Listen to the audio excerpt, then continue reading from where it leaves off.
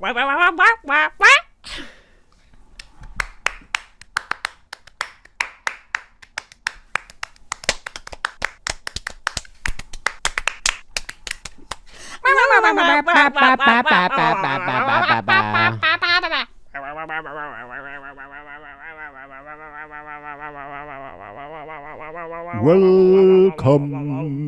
to episode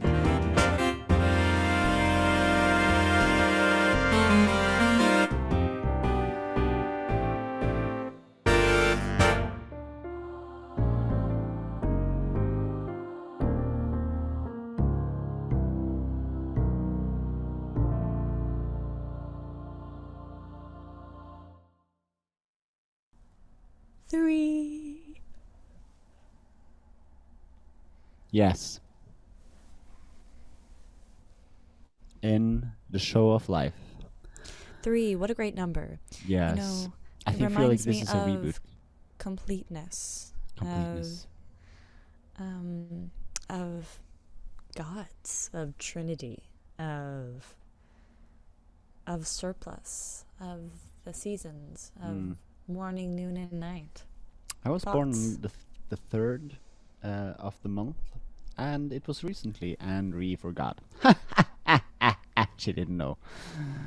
But we're just gonna make her feel bad in this moment. When it happened, Magnus was like, it's okay, it's okay. And then I made a beautiful, hilarious video for Magnus on his day after his birthday.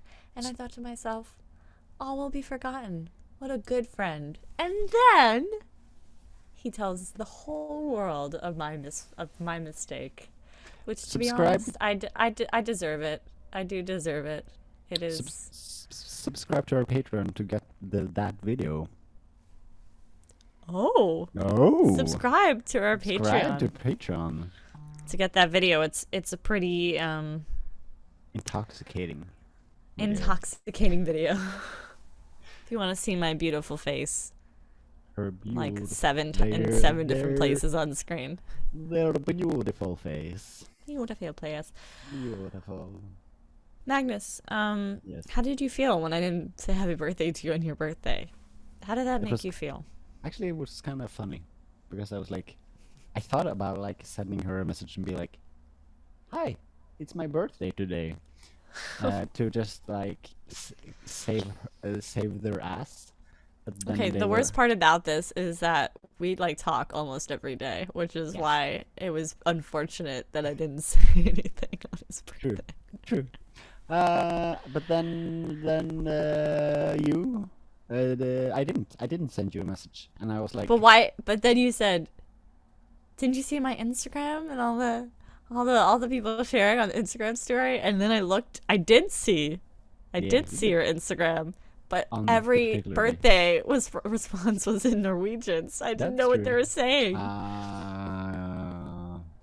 But it's fine. Gratulerer and congratulations is very far apart, so it's hard to understand. I'm very sorry, but listen.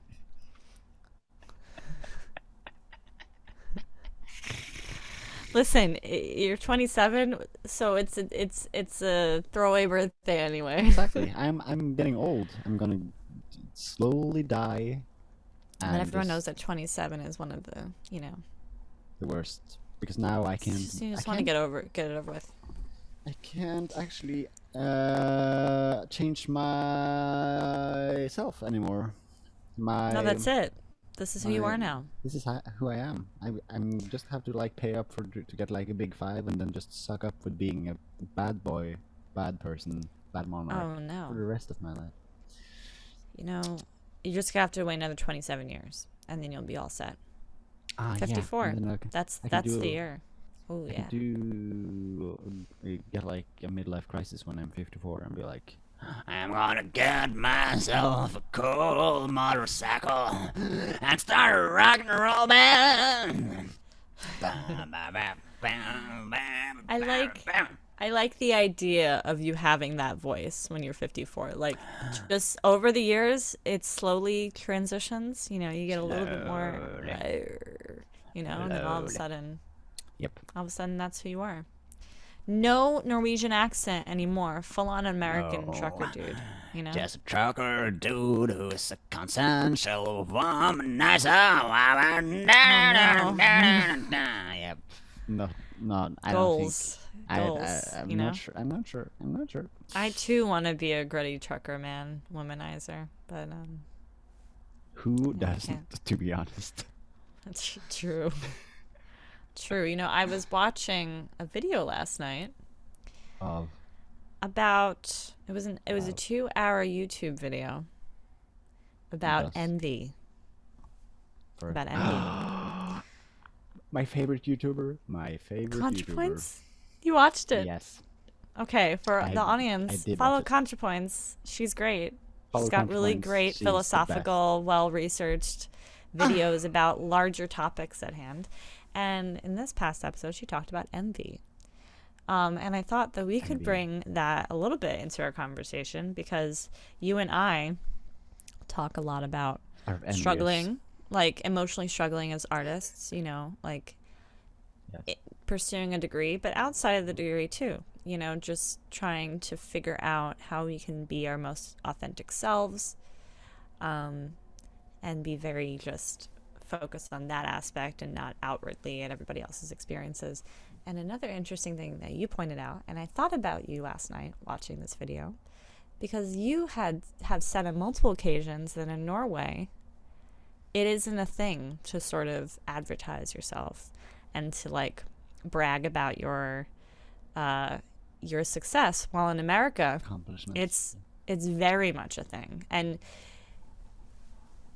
I'm interested to hear your perspective on it, because there's also a different relationship to artists in the two countries, right? In America, artists aren't really supported very well, and artists sort of need to advertise themselves in a very loud way in order to be successful, in order to gain a following. But how has that been for you? You know, how has it been growing up in a culture where what's the word she uses? Janteslå. No, the what? About She uses a word in envy? her video talking about like not wanting to cause envy. Anyway, the concept is actively not saying certain things about your success or your life so that you don't trigger envy for other people. So the sense of like being we have humble, a- we I have- suppose. Yeah. we have oh, I have to shift now because I don't want to be I'm not looking for preaching. I'm just gonna have a conversation with you specifically. I'm just gonna now go out of my performative space as much as I can, and by saying that, of course, I make it even more performative. And now But the I'm gonna audience just try to has talk. moved their heads even closer to the screen. Yes, and I'm gonna What is just he gonna say? imagine books, punching off the them record. unconscious. It's gonna be off the record with real Off the Magnus. record So- with real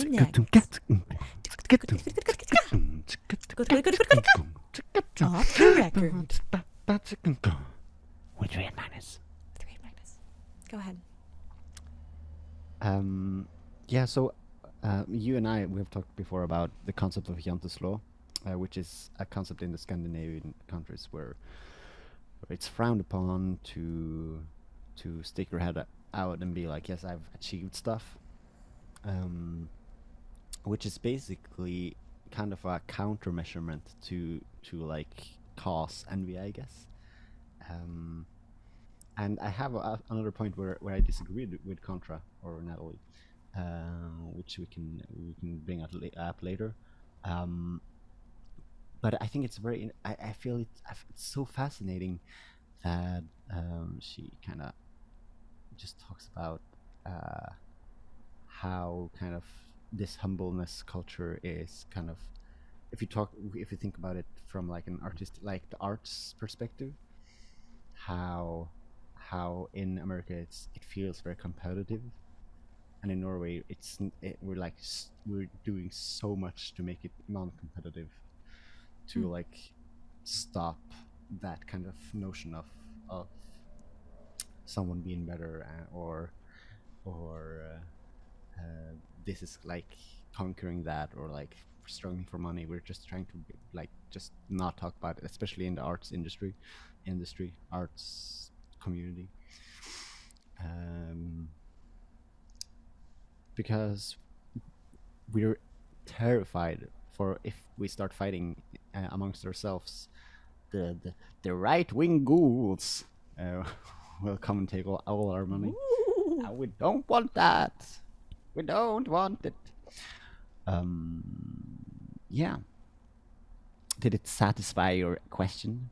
Yeah, what do you I think that's a very interesting answer. It sort of makes me wish we could be that way here. Because, and I think this is also something you and I have talked about in the past, but social media really does not help. Really does not help in that. No, that's true. You know, and even if you have a national tradition, a cultural expectation to behave a certain way and to talk about yourself a certain way, especially as an artist, I'm also curious to hear about how social media works against that cultural expectation, because, or maybe you just have a very different relationship with social media. But for me, when I look at social media and how it can project this sense of envy, you know, FOMO, the sense of longing, the sense of this person's life is so much better than mine. Like when I look at you jumping into a lake with the ethereal sunrise that's always happening, I feel a small sense of envy being in a very congested, noise polluted city, you know? But it's not a bad envy. It's a, oh my gosh, that's so cool to live a life like that, you know?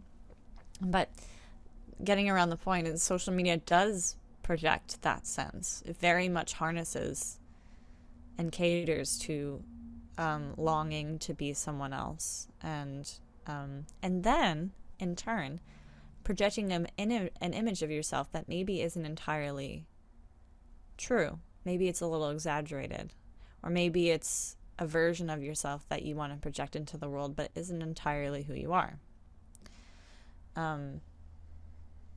So I think the fact that some countries might have a cultural expectation to not be that way is interesting during the age of social media. And I'm curious to hear how your relationship with social media might be different because of that. Well, I think there's definitely a shift here. Thinking about it, because we have this kind of like the growing influencer scene who basically lives off of, you know, this kind of like, I have such a sweet life, and I'm just gonna project it, and I'm gonna like basically earn money based on me showing off my grandiose lifestyle. And that's growing here as well in Norway, as like the like the Kardashian kind of like model in a way. Right. But there's like, because there's a huge following, especially young people are very interested in and very like on top of that scene, and there's also a lot of pushback on like the whole political spectrum, the different demographics. So we have like some people that just love that, are really into the thing, and then like a huge portion, both from like, this is not the society we want to, but also probably because of envy, that kind of like project their anger towards Where do you fall these in that? influencers.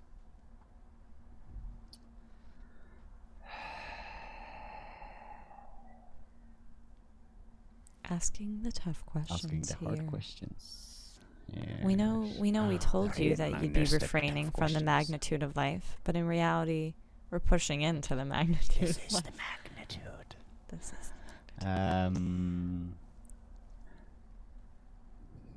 Ri-frain from... No, I'm just not gonna... You're just not gonna answer now. Tangent. I definitely am not feeling any hostility towards the like specific influencers or like individuality in it, but I I would wish it for the industry to not exist. But of course it's entertainment and people get entertained, so who am I to like say that you're not allowed to be entertained by that? Well, it sort of feels like a new tier of celebrity, right? It's for before social media we had celebrity for like a century. I mean, once the development of like movies and TV and highly accessible music started to circulate the planet, it became much easier for a normal artist to become more than a human being, and to live this outrageous life of luxury, and for us to look upon their lives with extreme admiration but also with envy, right?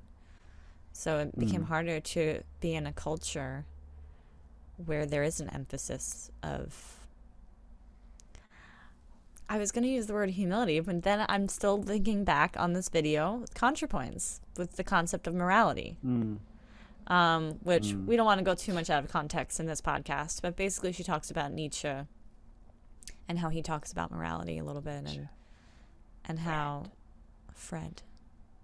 Mr. Fred, and how he talks about how the Christian morality isn't necessarily the end-all be-all way of living. At least that was my interpretation of how she was talking about it. So me even using the word humility, now I feel a little weird about it. Because is humility self-denial of your success? Is it okay to embrace your success? Is it okay to embrace the growth that you have in you outwardly to the world, and to be excited about the things that you're doing? And how can that be translated versus this outward appearance of that might come across as a brag or something along that lines? I think what you're talking about is kind of interesting, because going back to the influencer lifestyle, I feel like the perception of it is that it's a very like equality building kind of like way of getting to be a celebrity. I don't think I don't know if it actually is, but it feels very much like everyone can become a TikTok star. And you don't need to have anything more than a passion and like just some sense of something, which I think feels very empowering to a lot of people. Like, this could be me. I don't need to be born out of like some sort of industry or money or something to be famous or rich.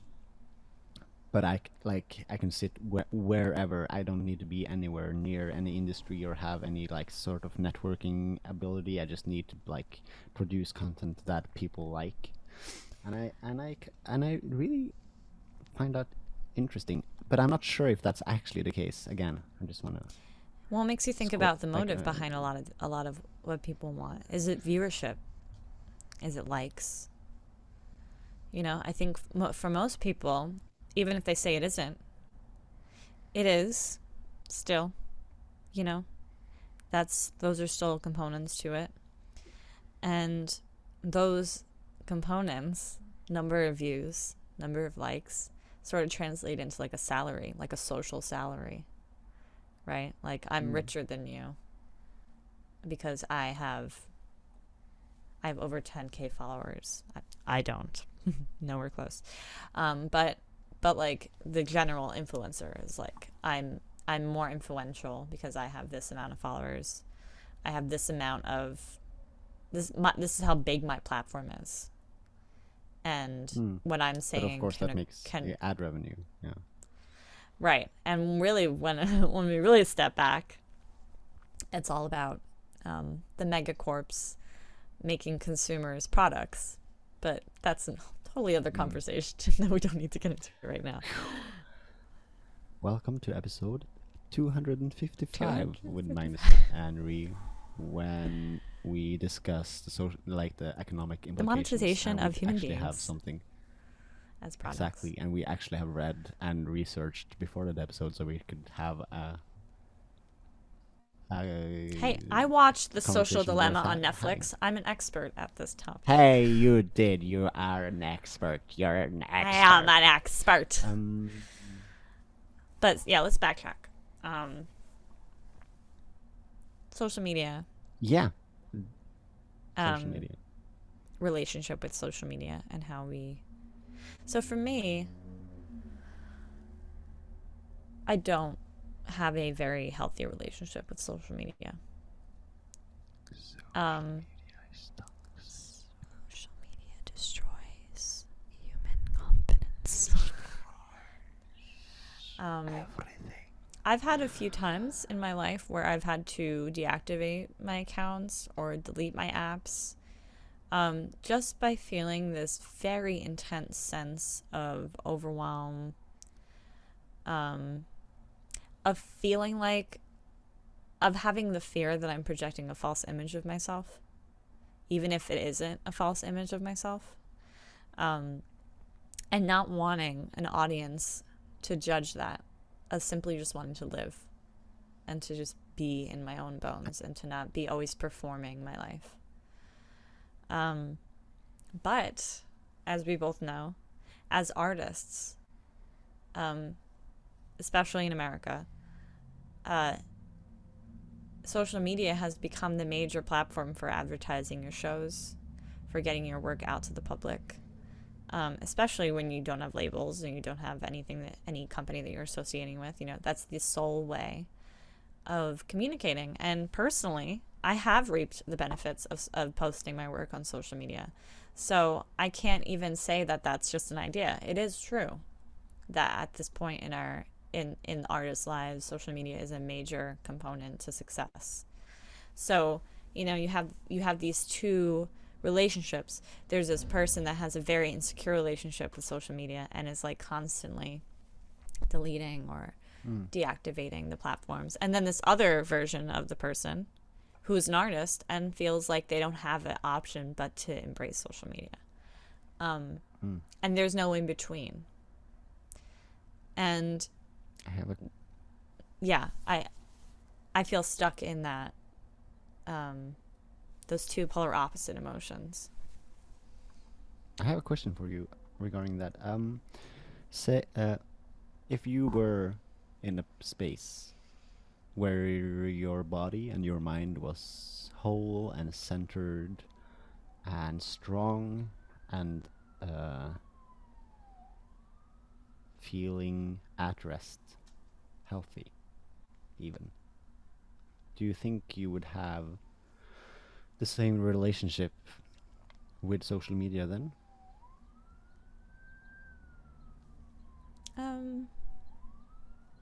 I don't think I'd want social media.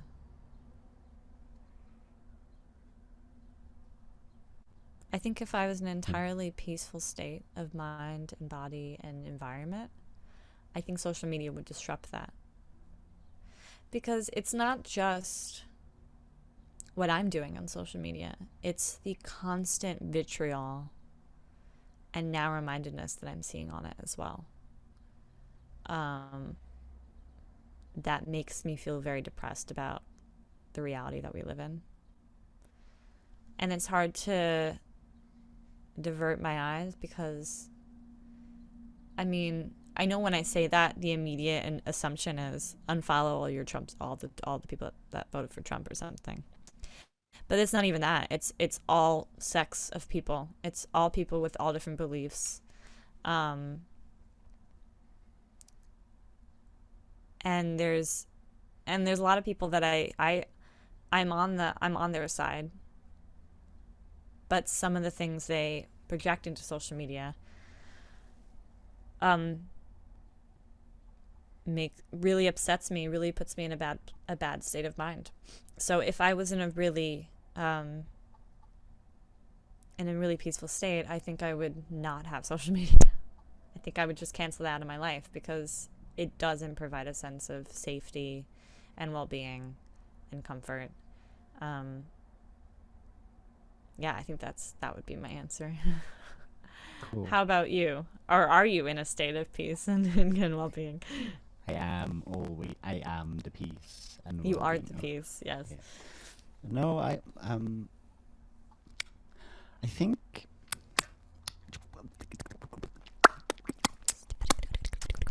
Peace. Well-being. State of mind. State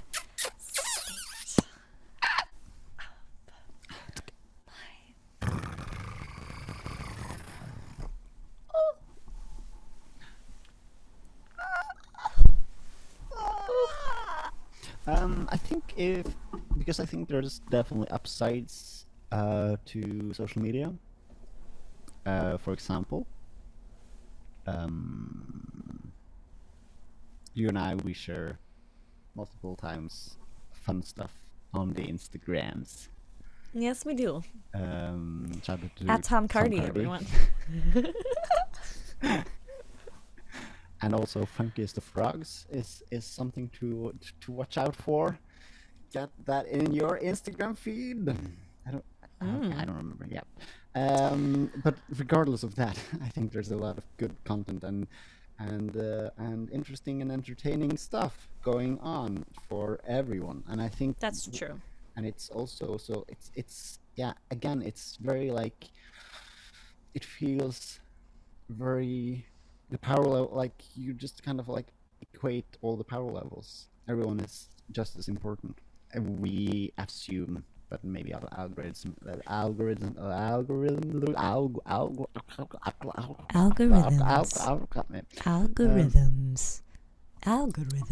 Algorithms in the green box of water. Do you think it's when the algae in your water get the rhythms going? Yeah. This is social media. This water is your content. This algae is the algorithms that are poisoning your water. Don't drink this water. You can't drink your content because it's poisoned with algorithms. That's a deep cut from episode 87 from Ri-frain from the Magnitude of Life. No. And other shows affiliated with Ri-frain from And our the various spin-offs. Jesus. So I hear what you're saying, and I agree. It does provide everyone with an equal platform, minus algorithms. And I think if I were in a very deep sense of relief and peace and well-being and groundedness, I think I would be able to filter out the bad stuff or be acceptant of it. I would be understanding of the people that I would disagree with or feel kind of the same way you do, with the narrow-mindedness and the echo chamberness and the non-nuanced takes and kind of way of communicating and stuff like that. And I think if I could just either be accept it, be understanding of it, understand where they were coming from, and then just have a grand old time with entertainment and memes and the songs and the life. Yeah. Then it would be a nice contribution. And also it creates a platform for people to communicate, which is amazing. Those are all major benefits of social media, and I totally agree. I think you definitely need to have the willpower to separate those two aspects to it. I love memes. I love entertaining videos. There's so many people I follow on Instagram. And YouTube, YouTube is also a social media platform that is often, forgotten as such, but it is. And YouTube I spend most of my time on. So I think maybe we should be viewing things like YouTube, because I think I have a very healthy relationship with YouTube, but I don't with Instagram. because with YouTube, I'm not necessarily projecting an image of myself on a daily basis because I'm not like an active content creator on YouTube. And I think most YouTubers aren't. What? Hashtag ASMR. Well, that's a little baby. That's a little baby. Once every few months. But, you know, YouTube is a form of social media that I think you could look at and say, okay, my relationship with this platform is healthy for this reason and this reason, this reason. Why isn't it this way on Instagram and Facebook and Twitter and TikTok? Which I'm not on Twitter or TikTok, so I'm not really aware of how the landscape is on those platforms, but I'm sort of trying to limit my addiction, which is why I haven't gotten on them.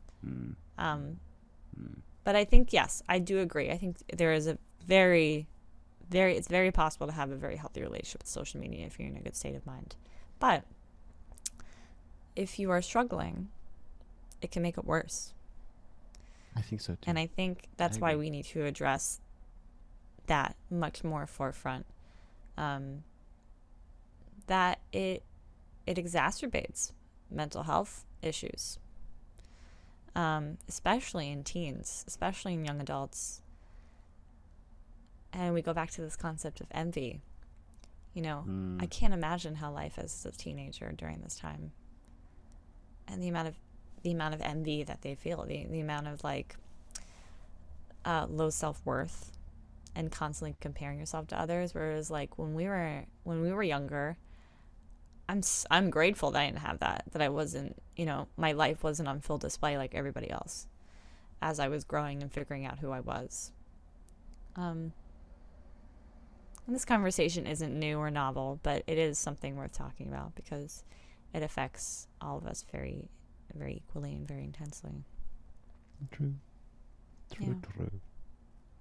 What I do disagree about now. Yeah, I want to hear what you disagreed about with that video. So when Natalie put envy in kind of like a political frame, she talked about how in the same social class, if we were to experience envy there, it would be more vitriol and more violent attitudes going on if we were to have envy in the same class instead of between classes, and we kind of need one upper class to just be envious of because it's more unattainable. Exactly. And I don't believe that. And I think what society should try to find is a way to create equality, both and bridge the gap between wealth, because I think most countries that have a low gap between the wealthy and the poor has it better, even though the country itself might not be the richest. And I think that's what Scandinavian countries are really successful at, is basically limiting that gap and making like having a small, like as few classes as possible, social classes and economic classes. To be devil's advocate for a second. Yes. I found Natalie's point to be very relatable because I think it's a very good example of places like America, where there is a deep vitriol, and you know, there's like the eat the rich movement that she mentions a few times. It's very real on the left right now. Not literally, but you know, totally demolish a sect of people. And then she sort of talks about how once that's done, then you sort of eat yourselves, and you destroy the class that you've created that was made to be equal, because there's just still this inherent sense of competitiveness and better thanness. And while I agree with you, we should try to move towards that as a society. I don't think that's where we are, but we should. We should be. We will absolutely be better. converging. And I also see what you're saying in terms of within being in the same class, there's more vitriol. I think it depends on where you live and what the culture is in those environments. And I, of course I'll keep bringing up America because it is my reality, The sense of competitiveness here, it's everywhere. It's even in, like, there's been a movement to be against the grind, right? Because a lot of Americans are like all about the hustle, all about working overtime and making as much money as possible and having upward growth. But there's been a recent movement against that, against the hustle, against the grind, being like, no, I'm leaving at 5 p.m. and I'm having my weekends. And, we shouldn't work 5 days a week. We should work 4 days a week. Maybe we should work 3 days a week, which I agree with totally. On a mental health level, those are much better formats. But now you have competition between the people that overwork and the people that don't work. And the people that overwork judge the people that don't work as much. People that overwork are judging the people that don't work as much. And the people that don't work as much are judging the people that overwork. And they're all in the same class. And it's strong.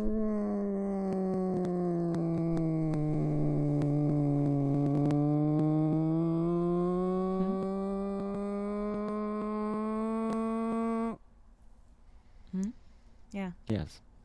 Totally. Nice. That's a really good point. I think so too. Let's be honest here. Do you disagree? Beautiful. It sort of sounded like you disagreed, but then it became like a race car track. No, I don't disagree. It sounds horrible, and I am sad that that is. I just the wish we case. could all just And it's love sad each that other and hold hands and.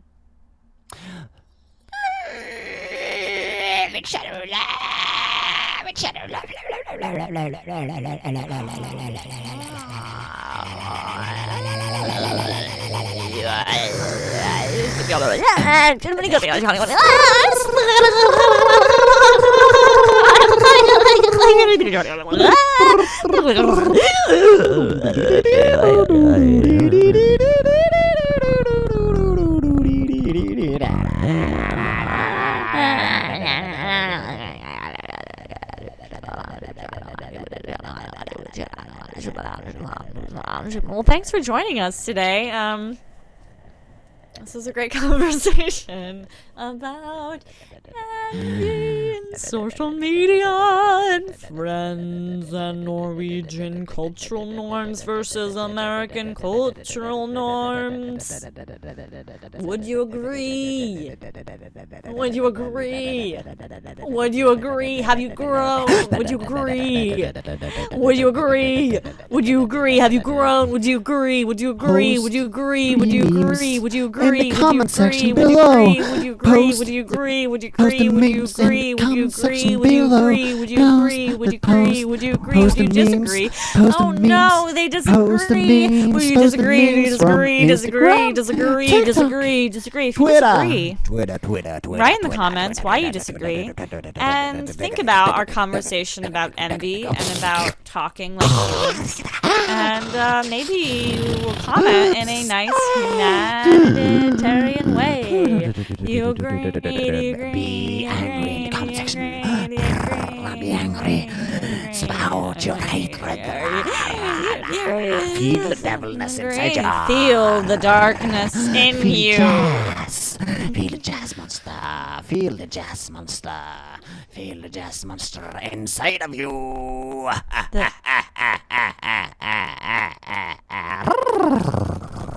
I'm not gonna stop. I'm not gonna stop. The jazz monster? I'm not gonna stop, jazz monster. I'm not gonna stop. I'm not gonna stop. I'm not gonna stop this episode. I know you Jazz wanted me. monster. Hey, jazz monster. Tell us your favorite color. It's the color of jazz. What's the color of jazz? It's a combination of blue and brown.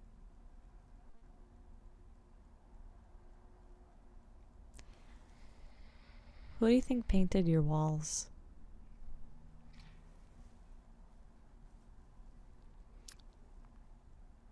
I think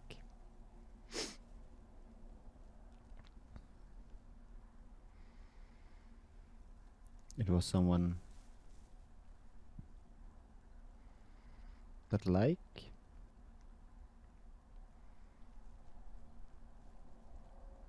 lotioning the joints daily to get them smooth,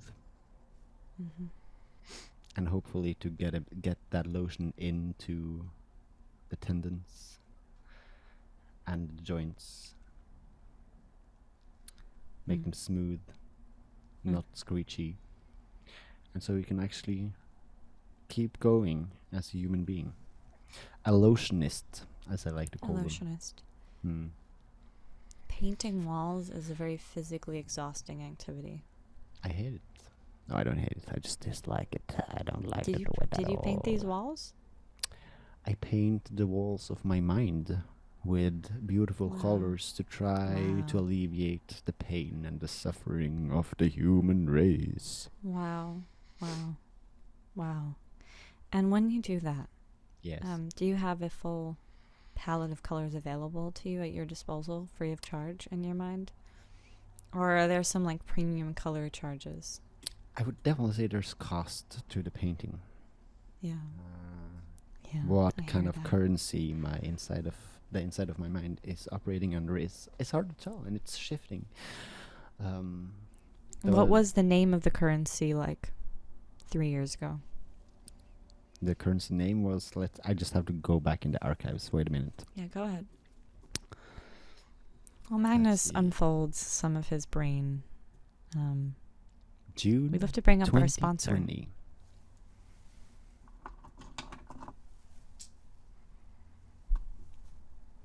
Dungeons and Dragons dice. September 2019. When you want to leave the world you live in, and you want to leave it up to chance how your new reality is going to be, February 2019. buy some D20 dice. And that will August determine 2018. Let the electoric life be yours. Ba-da-boop. That's the electoric life for you. Do you have an answer, Magnus? Yes. So the answer is, and I'm trying to pronounce this correctly, but it's hard because my accent is really terrible, and we talked about it several times. So here it is.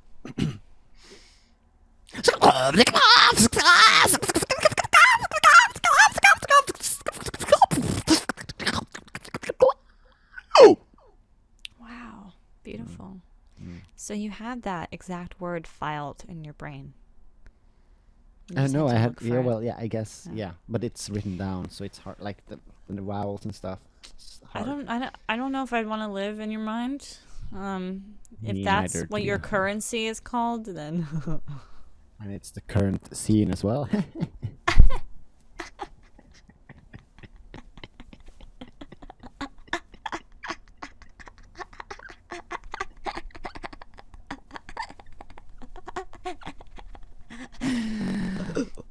Any final thoughts?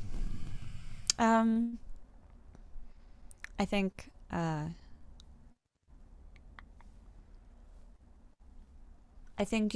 sun is obviously in the sky, and as we all know, when you put glass against the sun, it refracts images of color, and it's one of the easiest things you can do in your life is just make your life a little bit more colorful. Just surround your windows with prismatic glass so that when the sun hits it, you just have a rainbow time. Like, come on.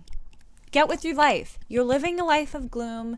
There's nothing colorful around you. Don't you want to be reminded that life is full of variety and color and light, So put a fucking prism in your window and you're fixed. Everything's solved. And the sun will always be reminding you. Get out there. Live life. Be brilliant. Be yourself. Be amazing. You can do anything. And you, just like the sun, can refract so many colors of light to you and yours. And just so you know. Yes, Monarch. Yes, Monarch.